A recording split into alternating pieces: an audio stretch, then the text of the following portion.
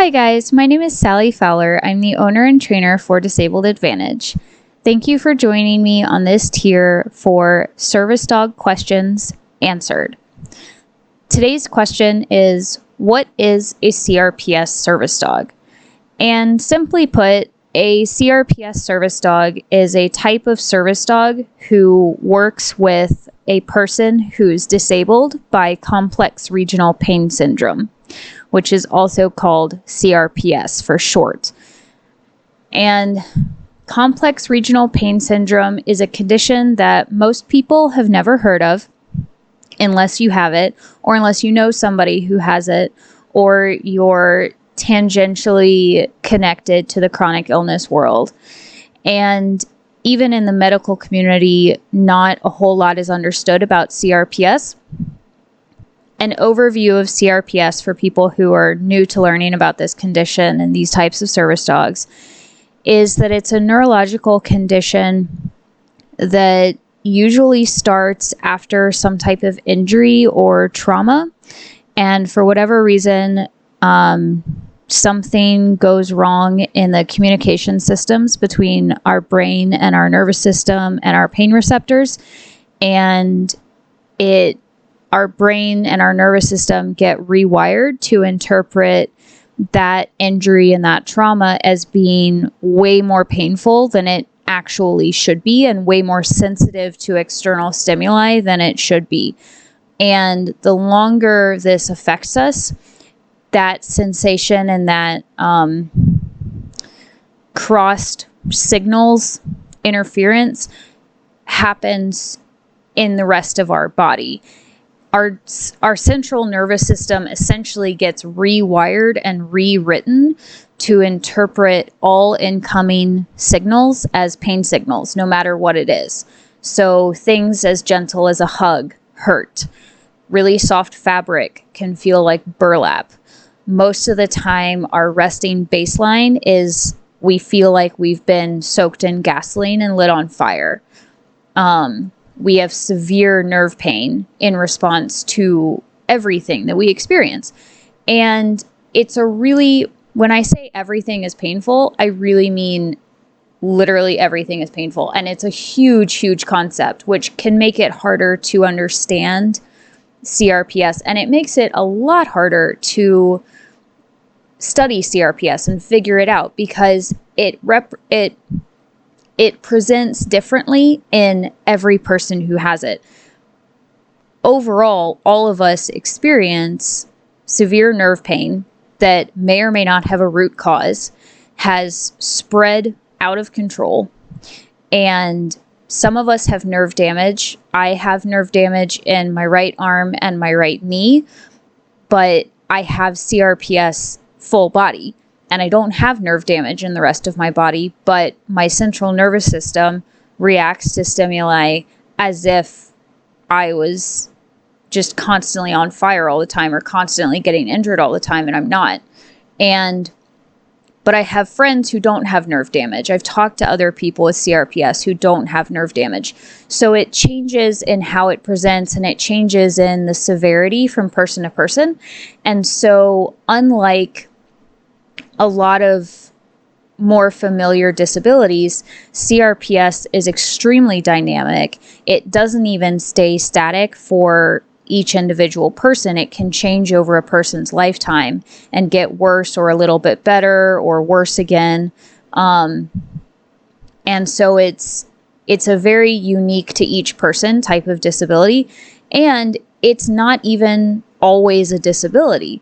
There are some people with CRPS who are able to find treatments and management techniques that keep their pain from progressing to the point of where it's a disability, or they catch it early enough, or it only stays in one part of their body, and so it doesn't have a widespread effect on their ability to function from a day-to-day basis. And then you have people like myself for whom CRPS is a disability. My CRPS affects me from head to toe. So I have head flares, jaw flares, arm flares, chest flares, back flares, hip flares, leg flares, feet flares. I have cognitive impairments because of the pain. The pain takes so much time. My brain spends so much time normalizing the fact that I'm in horrible pain that I have trouble learning new things. And I have trouble with memory sometimes, and so I have to have a lot of tools and techniques and tricks for learning things, and I deal with brain fog myself. And the biggest way that CRPS is a disability for me is that it impacts my ability to balance myself properly, and so I fall down a lot more. And when I fall down, it's really hard for me to get back up without assistance. And I can't use traditional mobility aids because I also have a compounding rare condition that affects how my ligaments and muscles work. And so there are days where I fall down and I can't pull myself up because my muscles or my ligaments will move out of place just enough and I'll fall down again. And I have sudden pain flares that feel like lightning coursing through my body, and those cause me to fall down. Or I have days where my brain forgets that I have legs, and that's how I fall down. That's always a really weird experience, to just suddenly be having an ordinary day and then I don't have legs for like an hour or 5 minutes, and then I have legs again. And it's just something, it would be really easy to say that CRPS is all in your head. And to an extent, it is, but it's not. It's not a psychological disorder. It's a very, very real neurological disorder. And when you think about it, our central nervous systems affect a lot that we do. It affects everything that we do in a day. So for your nervous system to be acting incorrectly is a really big problem. And so other things, falling is definitely my biggest problem, but I can't drive because of the severe pain and muscle spasms and tremors. It's simply not safe. Sometimes I get partial paralysis if I push myself too far, where I lose the ability to use my arm or turn my head. So that's not safe for driving, and it makes functioning pretty difficult. Things like getting dressed, safely getting in and out of the shower, opening doors are a big pain trigger for me. And basically anything in my life that we know triggers substantial or significant extra pain for me means that my functionality decreases throughout the day. And so I can end a day where I can barely move and barely get out of bed. But that's my experience with CRPS. Someone else's experience with CRPS may be, yep, I have CRPS in my arm. Nope, life is not great, but yeah, I can mostly get life accomplished and it's okay. And for that person, it wouldn't be a disability. It would still be a serious medical condition, but it wouldn't be a disability. And it may never be a disability for the rest of their life, or they could get worse over time and it becomes a disability. And so I think this is one thing that is a little bit confusing for people on what a CRPS service dog is because there are a lot of people with disabilities who choose to use a service dog and people who don't choose to use a service dog. But there are those disabilities where it's already accepted norm that a service dog is a way to mitigate that disability. Whereas for people with CRPS, it's not an accepted norm to work with a service dog. And a human aid can help us get out of bed, but their way of getting us out of bed may still trigger more pain for us. A human aid would have to for me at least, would have to literally follow me around and help me get up multiple times a day, help me open every single door I need to open in a day, help me pick up things every time I drop it. And it wouldn't be just getting me to the bathroom or getting me to the chair or driving me places. It's every tiny little action that I need to do in a day. It's something that someone with CRPS needs help with to prevent a pain flare from interacting with the world. And that's where working with a service dog comes in a more unique way, and also in a little bit less traditional way, because it's every single interaction we do with the world is a potential or reliable pain flare up for us, where our pain spikes above whatever our baseline normal is. And so that's what we're needing assistance with. And a service dog, in my opinion, has a more dynamic ability to work with us seamlessly in a day than a person does. And it's also, I think this is true across all disabilities. It's easier to ask a dog for help over and over and over again than it is to ask a person for help. But it's still not, you go to most CRPS websites and service dog isn't listed as an option. You talk to most doctors and service dog isn't brought up in the conversation. It's beginning to change, but it's still definitely not the norm for people with CRPS yet. But it could be any combination of the above. You might be able to get by on your own just fine. You might need assistance from a person, or you might need assistance from a person and a service dog, or you might do better with just a service dog. And so it very much changes from person to person. If you're confused yet, then we're right on track, because that's life with CRPS. I'm trying not to be confusing, but it is. CRPS is kind of a complicated disorder to sum down into a little voice bite. Okay, so a CRPS service dog, that's a little bit about CRPS. People who have CRPS, they're always in pain. They have a baseline of pain, and it changes from person to person. Okay, so my baseline is an 8 out of 10. But it's very normal for me to experience 9, 10, and above a 10, depending on what I do in a day, what external triggers there are around me, and what I did the day before. One important aspect about CRPS life is you learn what your triggers are, and you're going to have a lot of triggers. You're also going to have a lot of triggers that are sort of unknown, because it's hard to keep track of everything. But you're going to have things in your life that you can definitely point to and say, yes, every time I turn a doorknob, my arm pain jumps exponentially, and sometimes that triggers a fall. That's an example from my list of triggers. And so when you have a CRPS service dog, when you're thinking about training one, what that dog is going to do one day is you're going to make a list of your triggers.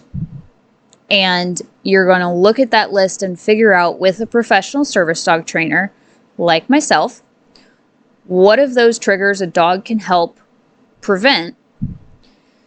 What of those triggers and flares a dog can help you in some way function or decrease that flare in the moment, and then how they can help after the fact. And this is because our disability is so dynamic. The dog's training has to be extremely dynamic as well. So they're not just taught how to help us with our disability on a static basis. They're taught how to prevent our disability from flaring up and getting worse in the moment as well. If I do enough things in a day that I know make my pain worse, I can maybe get about 3 things done in a day before I have to just lay in bed or lay in my chair, and nothing else gets accomplished during the day. And the more pain I'm in, the worse my balance is and the more likely I am to fall and run into stuff and accrue extra traumas that make my pain worse and cause more accidents. It's a pretty vicious cycle. So if we can keep my pain at an 8 throughout the day, then I'm able to do more activities. I fall less, if at all, and I'm able to lead a higher quality of life and a more functioning life. And I don't accrue additional traumas that make my pain worse and that could potentially injure me for real, and thus make my disability worse. So I know opening doors is a definite trigger. Every time I ask my CRPS service dog to open a door, the dog is preventing me from accruing a new pain flare and tacking on more pain. And that protects me from the CRPS, and that keeps my pain level stable.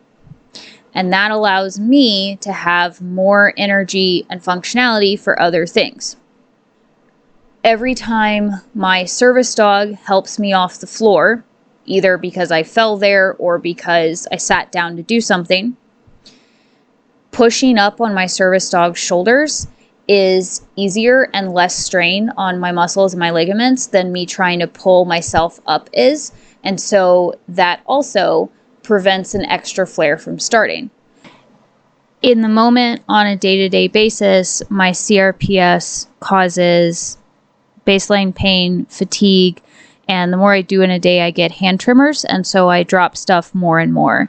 And when I drop stuff, my CRPS service dog picks it up for me and hands it to me gently. And not only does that help me during the day, but it also prevents me from triggering a scalp spasm from bending over, or potentially getting dizzy and falling over from bending over as well. Another moment-to-moment task that my CRPS service dog might do for me is if we're on a walk and I start to lose awareness of my legs or I trip and stumble, my CRPS service dog leans against me and would prevent falls on a walk. Or I could grab his shoulders and slowly lower myself to the ground in a graduated fall to let myself rest for a little bit, and then he would help me get back up and we would continue walking. When I'm recovering from a really bad flare or experiencing a really bad flare because of an external source that I don't have control over, such as a thunderstorm, thunderstorms trigger immense pain for me. My first CRPS service dog would lay on the bed with me, and his presence helped settle me and keep me calm. That wasn't specifically a trained task. It was just an added thing that he did for me. But storms would zap my energy, and they still do, and they trigger spasms and tremors and scalp spasms that feel a lot like migraines. They can make me dizzy. It just totally zaps my energy. And so on storm days, or even after a storm has passed, when I'm trying to recover from that immense flare passing through, my CRPS service dog assists with that aftermath by walking close beside me and guiding me to the bathroom or guiding me to the kitchen and standing close while I get a snack or get lunch, and being prepared to brace if needed, and then guiding me back to bed and getting me settled, and then staying close in case I need further assistance. CRPS service dogs might be trained in mobility tasks. Mine are primarily mobility task trained. Open doors, retrieving things, helping me stand up, preventing falls, helping me to continue moving forward, pulling heavy objects like laundry for me, and things like that. But they also do tasks that are specific to CRPS. I've trained my first service dog, and I'm currently training my second one, how to, when I call them, how to come and lay on top of me to stabilize my body temperature. Because often the CRPS makes me perceive temperature incorrectly, And so I can go into shock pretty easily, even if I'm in a warm place and I'm dressed warmly. It's brought on by anything. It can be brought on by a trauma, or if for whatever reason I have a dip in my normal adrenaline levels, I start to go into shock too. Part of CRPS means that our bodies overproduce adrenaline. And unfortunately, that also means that we get used to living in a higher state of adrenaline. And when that dips, we start to have problems. And so if he lays on me, he uses his body heat to stabilize me, and it brings me out of shock feeling, out of that deep cold feeling, a lot faster than if I were to just lay under blankets. And some service dogs also help with interruption tasks or alert tasks, like responding to the sound of an alarm and then cueing their handler to get out of a chair and get up and move around, because sitting for too long or standing for too long or laying down for too long, doing anything really for too long, can trigger massive amounts of pain or for our muscles to seize up. Other dogs they help with psychiatric tasks. It really just depends on what each person with CRPS experiences in a day, how it's a disability for them, how it impacts their ability to lead a normal life, and how that dog might be able to help them do that. The inspiration for Disabled Advantage absolutely did come from my own disability, my own experience with CRPS, my own training of a CRPS service dog, and the fact that there aren't CRPS service dog trainers. The idea of a CRPS service dog is there are people with CRPS service dogs. But the general, it's slow to take. There are some people who don't believe CRPS is a disability. There are some people who don't believe CRPS service dogs are real service dogs, that there's not a real need for it, that service dogs can't help with severe chronic pain. And so it's not as widely available as I would like for it to be. And that's what I hope to fill the gap with on Disabled Advantage. I have experienced life before a CRPS service dog, and I've experienced life during a CRPS service dog, and I've experienced life when I retired my first CRPS service dog and had to go several months, close to a year, before I had any level of a dog's assistance again. And that was with me still running a business and managing a household and trying to train the second dog and trying to take care of my first dog who was retired due to a injury. And before I had a CRPS service dog, before I trained my first one, my pain was at a 9 or a 10 or higher every single day. I spent a lot of time in bed. It was really hard to get anything accomplished. If I got something accomplished, it was that I did laundry. I did one load of laundry in a day, and that was what I did. I might also make dinner, but those were the only two things I was able to do in a day. And I was in horrible, horrible pain all the time. There was no way to relieve it. There was no comfort from it. There was no break. And I started training my first dog, Robbie. That was intense. That was extremely painful. But once he started helping and he learned that I was different and he learned how to help and how to make a difference, my baseline became an 8. I went from falling several times a month to falling once or twice a year. And I was able to do more activities in a day because he would help me with them. He helped me do laundry. He opened doors. He braced. He prevented falls. He moved heavy objects. He brought firewood into the house. He turned lights on. He did any number of small things throughout the day that made a huge impact on my life overall, and took me from being in a bed in horrible pain to being able to take walks and go out and be with my friends and get dressed without falling over and not fall down as much and not be afraid of falling down. Because I knew Robbie was there. He was going to take care of me. He was going to keep me safe. And I began to see the world differently. I could live. I wasn't going to be horribly disabled for the rest of my life. And I know there are some people who don't like talking about disability that way, but when your disability is truly horrible nerve pain, it is a horrible way to just live your life, is sitting in a chair in unimaginable pain. And that's what I was looking at before Robbie's assistance. And Robbie made life possible, period. He gave me a life that medication, that other treatments couldn't give me. He gave me my independence and my mobility back. He enabled me to have the strength to be able to do exercises again and regain some of my range of motion. The ways in which his assistance as my service dog transformed my ability to live with a disability were incredible, and I can't even begin to name all of them. And when I lost his assistance, it was a little bit like being kicked off a cliff. My daily pain went right back up to being a steady, normal 9 or 10. Everything got a lot harder. Things I used to be able to accomplish in a day, I couldn't accomplish in a day.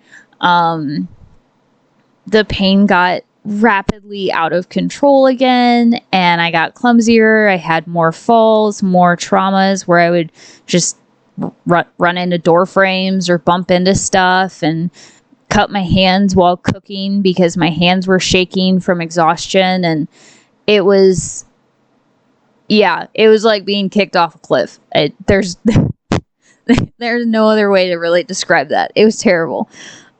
We had hoped to overlap Austin and Robbie's training, but that didn't happen. And sometimes that's how it goes. And then training Austin was really hard at first too. But now that Austin is learning and being more responsive and more gentle, and has started his task training and started bracing and interrupting adrenaline flares and helping to keep me warm, I'm going back down to better functionality, better cognitive functionality, less really high pain days, multiple days in a row. And so I've lived various sides of this, and I know for certain working with a CRPS service dog is the answer for me. It's the best way to mitigate my disability and keep my pain in check and improve my quality of life and give me a level of functionality that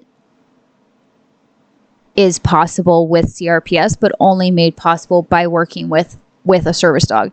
He gives me back the ability to have a functioning life, to have an independent life, and to still have a life in pain, but to have a life that's not in a pain prison. And that absolutely makes him worthwhile. That absolutely makes him a necessary medical assistive device for me. I've seen the impact working with a CRPS service dog has on myself. I've lived that impact before, during, and after, and seen it again as my current and training dog, Austin, starts learning tasks as well. It's a very useful tool that should be made available to more people with CRPS, and I want to provide that option for them. I hope that answers the question of what is a CRPS service dog. I train them, or I teach people with CRPS how to train their own CRPS service dog or a CRPS friendly pet dog. If you're interested in training, contact me through my social media pages and we'll do a free consult to get you started. If you'd like to learn more about CRPS, you can go to my website at dadogtraining.weebly.com and learn more about CRPS and my story there as well. Thank you for listening to What is a CRPS Service Dog, and I hope you learned something. Keep coming back for more questions that I'll answer on this tier.